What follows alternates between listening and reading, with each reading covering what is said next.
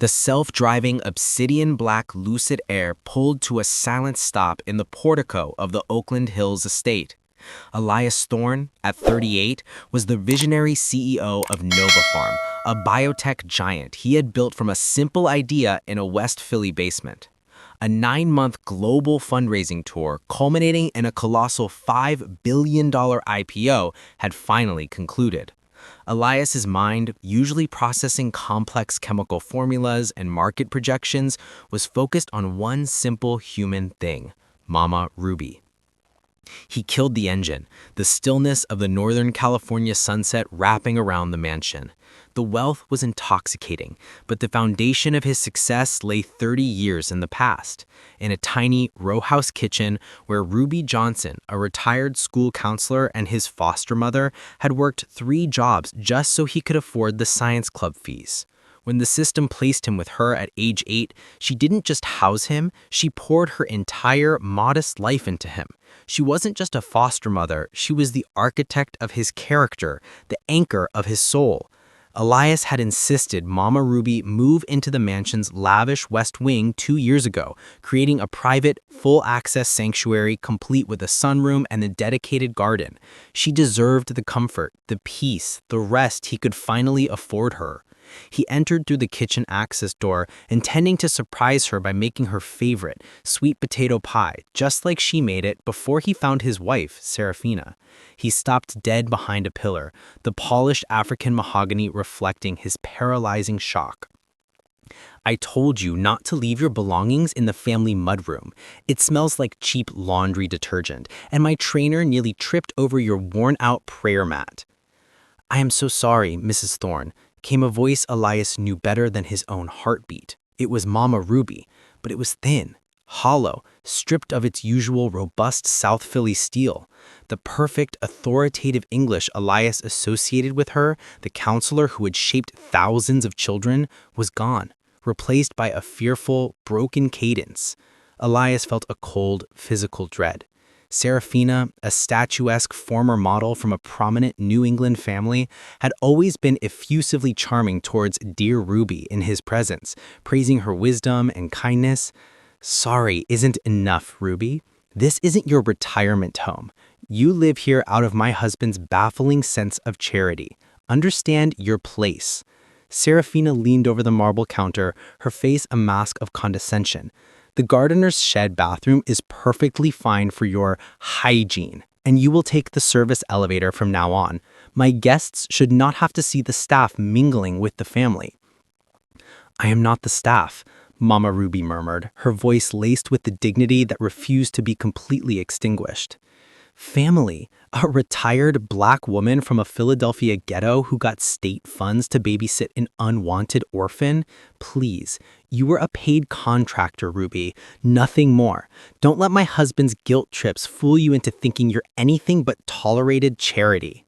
The custom leather satchel carrying Elias's private financials, the culmination of the IPO, slipped from his hand and landed with a muted thud on the tiled floor. Paid contractor?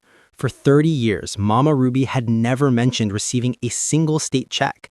She had always made it feel like a choice born of divine, unconditional love. "And another thing," Serafina spot, gesturing toward a small, stained patch on the granite counter. "Stop trying to cook your home remedies in my kitchen. The smell of that collard green residue clings to the quartz for hours. Stick to heating up your prepared meals in the guest kitchenette." "But I wanted to make Elias's favorite." "I don't care what you wanted. You will not soil this kitchen with your attempts at ghetto nostalgia." Her eyes narrowed. "I need this space immaculate. And speaking of immaculate, you will spend tomorrow morning scrubbing the pool house patio. It's disgusting. Do you understand, Maid?" Elias's chest tightened, a searing, visceral pain replacing the initial shock. Mama Ruby, the woman who had sold her only piece of heirloom jewelry to buy his first laptop, the woman who had nursed him through near-fatal pneumonia after a high school science trip, was visibly shrinking before his eyes, huddled against the massive granite island. Then he saw it, the detail that shattered his world completely.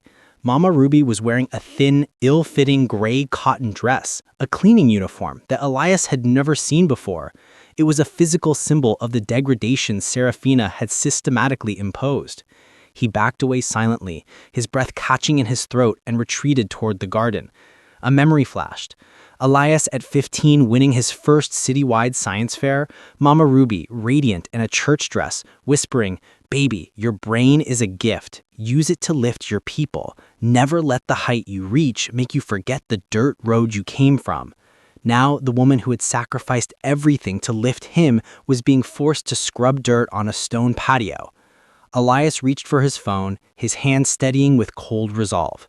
He opened the mansion's security app, his mind already calculating the depth of the betrayal.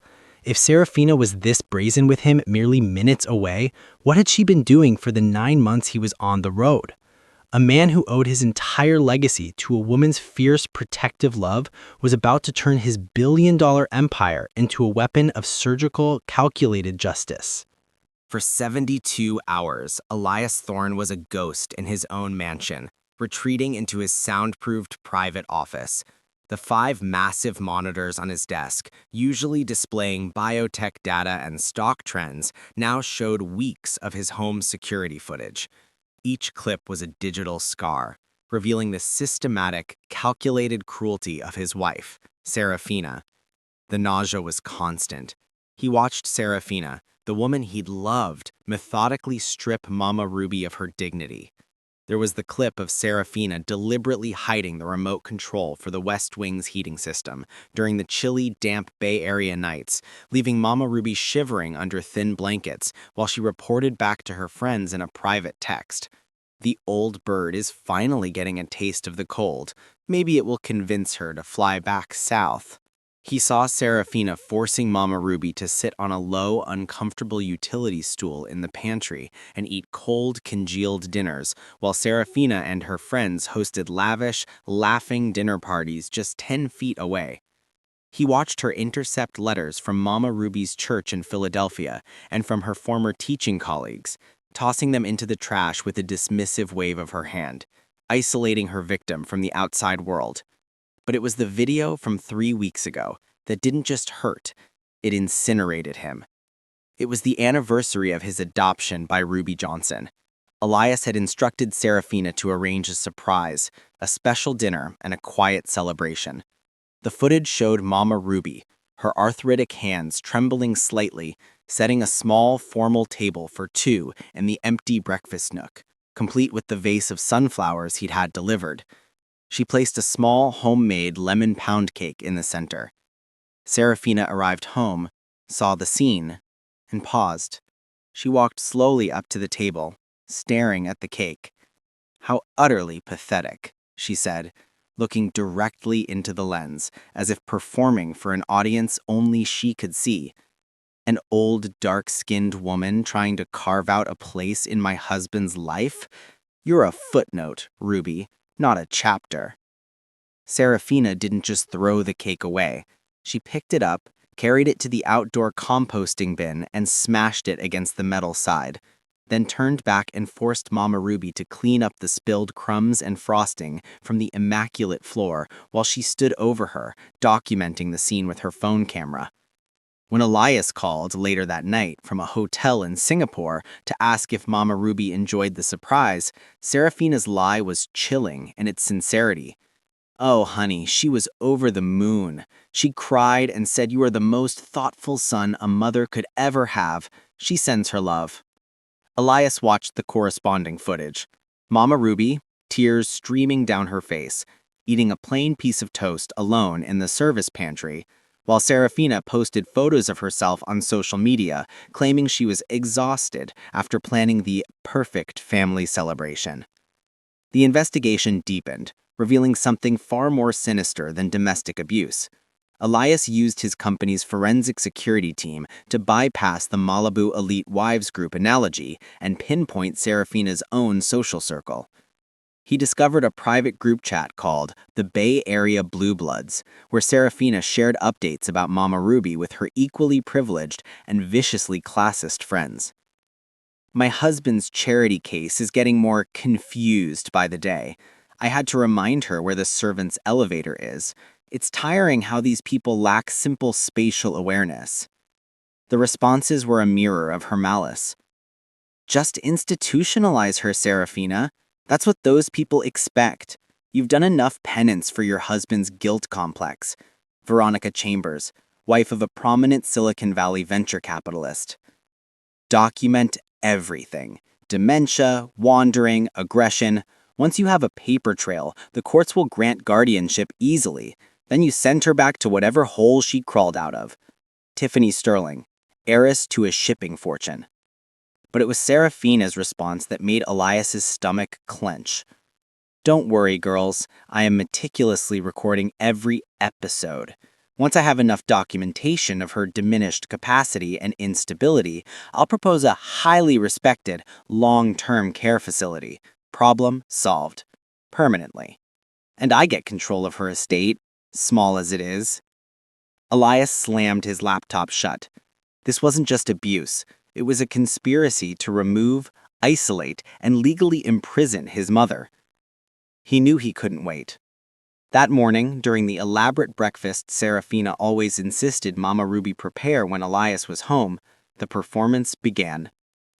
Honey, I really hate to burden you after your trip, but Ruby has been having troubling episodes. Yesterday, I found her standing outside the garage speaking to the air as if she was arguing with an invisible person, and she was crying, saying she needed to go home to Philadelphia.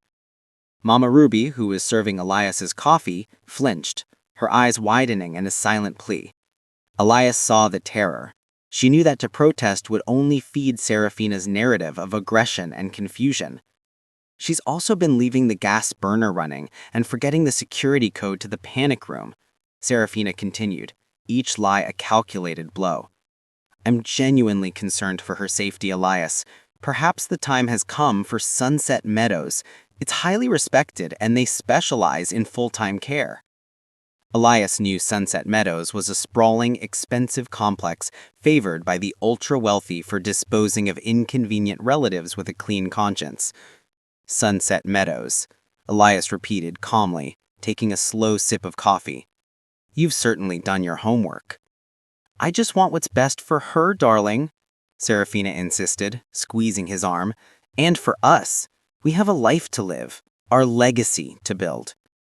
It was then that a memory, sharp and defining, pierced the noise of the moment. Elias, 10, coming home from school distraught after a teacher mocked his background in front of the class. Mama Ruby sat him down in the tiny, hot kitchen, wiped his tears, and said, Baby, there are people in this world who mistake quiet grace for weakness. They think their money makes them strong. But strength isn't bought, it's earned. I taught you to code, but the real lesson is this. Patience is just a waiting room. When injustice hits your house, you don't argue with the thief. You quietly call the police, document the crime, and you make sure the punishment fits the magnitude of the sin. Interesting, Elias said, meeting Serafina's gaze with a deceptive placidity. I think that's an excellent idea, Serafina. Let's discuss Sunset Meadows fully. Maybe we can have a representative come over next week to talk about the process. I want everything handled discreetly. Serafina's eyes flashed with triumphant avarice. She believed she had won. As she launched into an elaborate description of the facility's high-end amenities, Elias quietly activated the voice recording feature on his phone. He had the crime documented, the motive established, and the conspiracy confirmed. Now he would let his wife dig her own grave deeper, secure in the knowledge that she had dangerously underestimated the one lesson Mama Ruby had taught him. True strategy operates in silence, and the biggest mistake an enemy can make is attacking the person you love most. For the next 5 days, Elias played the role of the devoted, busy husband perfectly. He listened patiently as Serafina elaborated on the specialized care at Sunset Meadows, nodding along to her increasingly detailed lies about Mama Ruby's fabricated decline. Every morning he watched her check her phone for updates from the Blue Bloods chat, the self-satisfied smile never faltering. She was accelerating the timeline, fueled by the belief that she had successfully manipulated Elias's guilt and exhaustion. They have an opening next Thursday, Elias, she announced over dinner one evening, her voice laced with false urgency. It's the perfect window. We need to sign the final commitment papers by Tuesday. It was the hard deadline Elias needed. That afternoon, while Serafina was occupied with a high-profile photo shoot for a luxury magazine, Elias drove his unpretentious personal vehicle, a matte black, custom-armored Range Rover, to a discreet office building in downtown San Francisco. He was meeting Detective Leonard Hayes, a former homicide investigator turned forensic private consultant recommended by Nova Farm's internal security chief. Lenny Hayes' office was sparse, featuring only a large desk and monitors displaying complex network topologies. When Elias walked in, he opened his laptop and played the most damning clips. Serafina's systemic isolation, the freezing basement, the smashed cake, and the forced use of the Maid uniform. "This is textbook elder abuse and isolation, Mr. Thorne," Hayes said, his voice flat, professional, and chillingly devoid of emotion. "But home security footage, while useful, is circumstantial in a high-stakes legal battle. Her lawyers will claim it's selective editing. We need proof of intent, her own words, her own digital footprint." "She keeps all communication on her personal phone," Elias explained. "She's meticulous about keeping it close, especially the Blue Bloods group." "Then we need the phone, and we need it for at least 4 hours for a full forensic dump. We're not just looking for texts, we're looking for deleted data, location tracking, metadata, anything that proves premeditation and conspiracy." Elias immediately thought of the upcoming Nova Farm annual gala, the social event of the year, scheduled for this Saturday. Serafina would be on stage, co-hosting, and would almost certainly leave her phone charging in the secure private suite reserved for the executive spouses. Hayes nodded. "That gives us our window. We'll need a clean, untraceable access point. My team can handle the rest." As Elias left Hayes' office, his phone vibrated with a priority call from Jordan Avery, his corporate counsel and a trusted confidant since his startup days.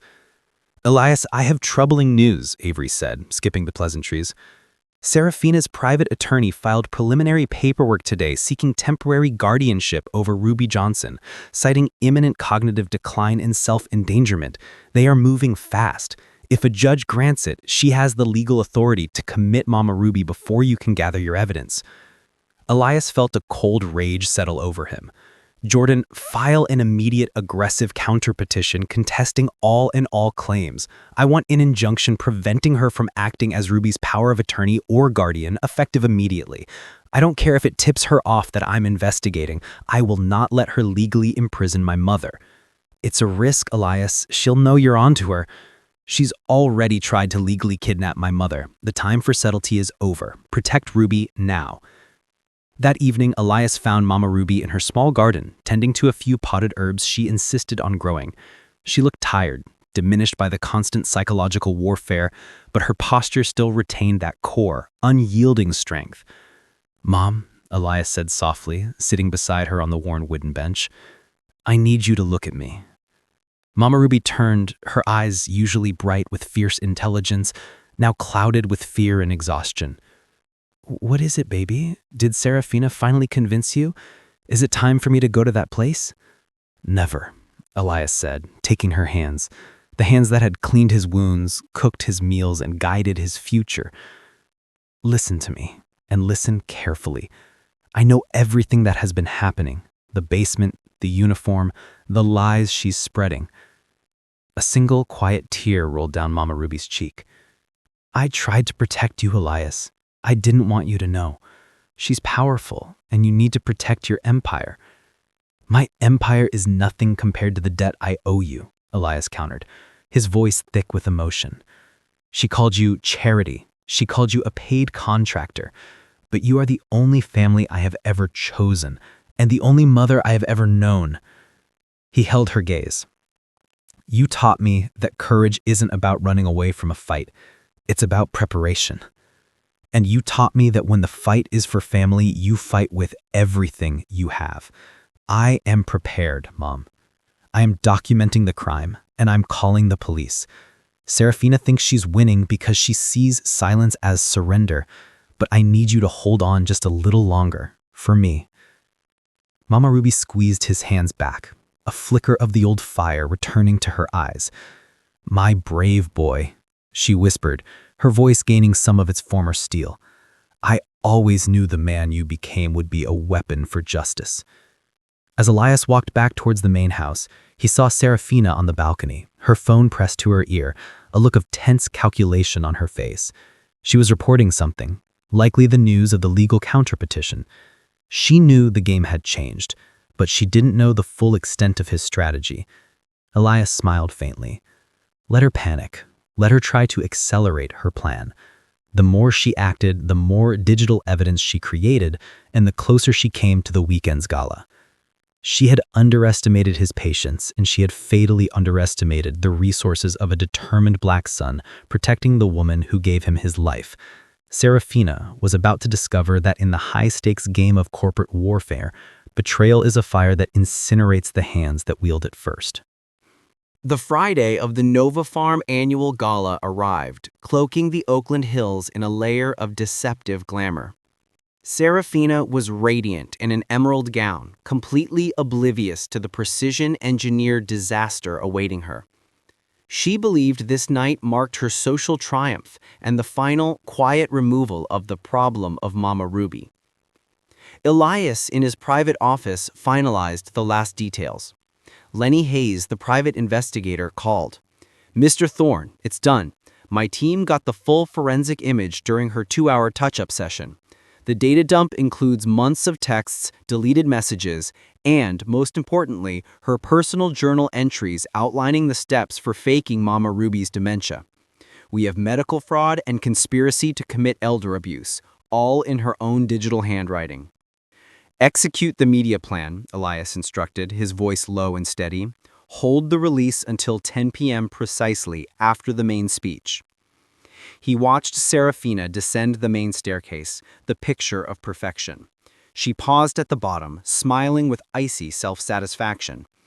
"The attorney confirmed the guardianship papers are ready to be filed on Monday, Elias," Serafina purred, touching his arm. "Sunset Meadows is prepared. I even made sure her small belongings are packed in a separate crate so the charity won't mix them with ours. Problem truly solved."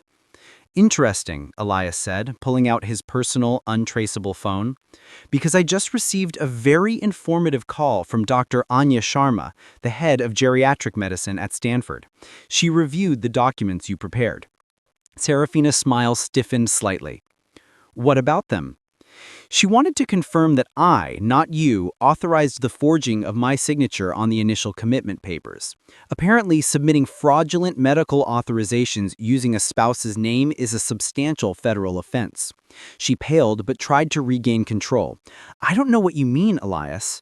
I was simply trying to speed up the process for her benefit." "For her benefit or for your fear?" Elias pressed, his gaze piercing. "You were so meticulous documenting her episodes of dementia, especially considering I had Dr. Sharma administer a covert cognitive assessment last week. Mama Ruby scored in the top 5% for her age group. You didn't document dementia, you manufactured a crime." "You spied on me?" Her mask finally fractured, revealing raw panic. "No, I protected my mother from a predator." He connected his phone to the massive 90-inch TV screen in the reception foyer, where a live feed of the gala preparation was currently running. He killed the feed and switched to a video folder. "Mama Ruby, please come in." Mama Ruby walked into the foyer from the library, no longer dressed in the gray uniform, but in a simple, elegant navy suit Elias had bought for her. Her back was straight, her chin raised. Serafina watched her, horror creeping into her eyes. This was not the broken, subservient woman she had spent months destroying. "Elias," Serafina said, his voice gaining volume, "Mama Ruby has a few things she'd like to share, and thanks to your detailed documentation, we have the visuals to prove it." "Elias, baby, your wife forced me to wear this," Mama Ruby began, pointing to a photo that Elias now projected onto the screen. Mama Ruby in the thin, gray cleaning dress scrubbing the patio. "She called me a ghetto footnote and forced me to eat cold leftovers on a utility stool in the pantry while she entertained." Serafina lunged forward, trying to grab the phone. "Stop, this is private, you can't." Elias held her wrist, his grip like steel. "Oh, but there's much more. Your friends should see this too." He swiped the screen and the foyer was bathed in the harsh white light of the Bay Area Blue Bloods group chat transcripts. Every venomous, classist, and racist remark was displayed in giant, high-definition text. My husband's charity case is getting more confused by the day. I had to remind her where the servants' elevator is again. Elias read the key quotes out loud, quoting Serafina and her friends. Just institutionalize her, see? It's what those people expect. Send her back to whatever hole she crawled out of. Serafina stumbled back, her hand flying to her mouth, her radiant dress suddenly looking like a stained shroud. You hacked me. This is illegal. No, Serafina, this is evidence. And you know what the best part is? Jennifer, Veronica, and Tiffany, your co-conspirators, they don't know I saved these conversations before you tried to delete them. And right now, tonight, during your charity speech, this will be projected for the entire Bay Area elite on the big screen at the gala. It's already been preloaded. Elias held up his secure phone. A torrent of notifications began flooding in. TMZ, the LA Times, and Page 6 had all just published the coordinated story. Nova Farm CEO's wife exposed in high society elder abuse and racism scandal. Serafina's phone, which she had retrieved, began ringing and buzzing incessantly. It wasn't Elias, it was Veronica Chambers, then Tiffany Sterling. Their panicked voices, screaming about the headlines, were barely audible. "You've ruined me, my reputation, my life." "You ruined yourself," Elias corrected, cold and detached. "I simply exposed the rot you chose to build your life upon." He tossed a thick sheaf of papers onto her lap, the divorce filings. "My lawyer, Jordan Avery, has filed for divorce effective immediately.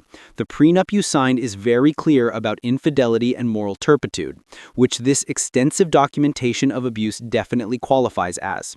You leave this house with exactly the $50,000 you brought into the marriage, per the agreement. Your accounts are frozen, your credit cards are deactivated."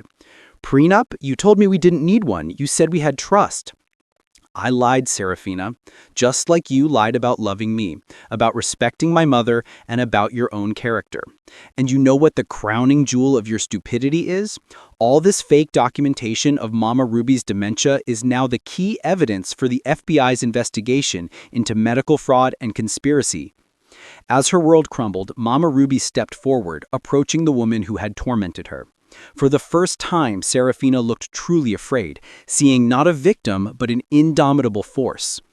"You wanted me to go back to the ghetto, ma'am, but the problem is I taught my son that true wealth is not the house you live in, but the love you protect. You thought you were removing me, but all you did was give my son a reason to finally see what kind of woman you really are." Elias pointed toward the garage entrance. "A car is waiting for you. Your 2 small bags are already inside. You are to be off this property in 5 minutes. And Serafina, let this be the last time you ever underestimate the wrath of a black son protecting his mother." As Serafina was escorted out, her sobs echoing faintly, Elias felt no joy, only a profound cold sense of closure. The architect of his success was safe, and the perpetrator of injustice was publicly, legally, and definitively ruined. A year later, the sprawling Oakland Hills estate felt fundamentally different. The cold, polished surfaces Serafina had adored were now softened by life. The West Wing, once a cage of fear, was a vibrant sanctuary. Elias had established the Ruby Johnson STEM and Mentorship Center in a revitalized community building in West Philly, funding it completely through Nova Farm's charitable foundation. Elias walked into the mansion's sunroom where Mama Ruby was video conferencing with a group of teenagers. She was 69 now, but the light was back in her eyes, brighter and fiercer than ever. "Remember this, class," Mama Ruby said, her voice commanding and warm. "Serafina's type of person thinks that technology is just a tool for acquiring more. But my son and I, we know technology is a tool for justice. Use your brilliance to build ladders where others only see fit to build fences." She was radiant, defined by purpose, not pain. The contrast to the woman huddled in a cleaning uniform 1 year prior was staggering. Meanwhile, Serafina Thorne, or simply Serafina Dubois, as she was forced to revert to her maiden name, had become a social pariah. Her former friends, exposed in the Blue Blood scandal, publicly shunned her to protect their own reputations. They even fought aggressively to have the judge seal their own involvement, throwing Serafina under the bus as the sole orchestrator. Living in a modest high-rise apartment in downtown San Jose, drastically downsized from the Malibu standards she was accustomed to, Serafina discovered that her carefully constructed identity was entirely dependent on Elias's wealth and reputation. The limited divorce settlement, protected by the ironclad prenuptial agreement, afforded her basic comfort but none of the luxury or status she craved. She was constantly rejected from exclusive clubs, and her attempts to return to modeling were thwarted by the elder abuse scandal tag Google permanently affixed to her name. Elias had received a single final communication from her lawyer a month ago. Serafina is asking if you could consider a public statement affirming her rehabilitation. She believes she was ill and that you and she could still salvage a public image, perhaps for charity work. Elias deleted the email without forwarding it to his assistant. Some wounds, caused by calculated malice, do not deserve healing or second chances. That evening, as the sun set over the Golden Gate, Elias and Mama Ruby sat together on the wooden bench in the garden. "We won, baby," Mama Ruby said simply, placing her hand on his arm. "We did," Elias agreed, watching the reflection of the city lights begin to shimmer on the distant water. "But the victory wasn't the divorce or the scandal," she clarified, looking him straight in the eye. "It was what you chose to protect." Serafina thought power meant control over people. She thought she could use her privilege to write her own history. But you showed her that true strength isn't the power you possess, it's the love you defend. She smiled, a deep, knowing smile. "You remembered the lesson I taught you in that little Philadelphia kitchen, didn't you? You didn't argue with the thief, you documented the crime and ensured the punishment served as a final lesson." Elias leaned his head slightly toward her, a profound sense of peace settling over him.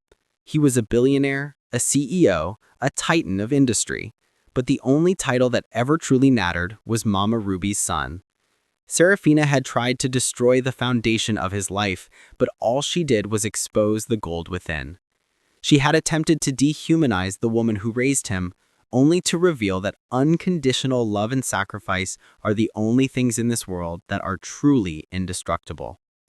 The best revenge wasn't her destruction. It was proving that the love he defended was the only wealth that truly mattered.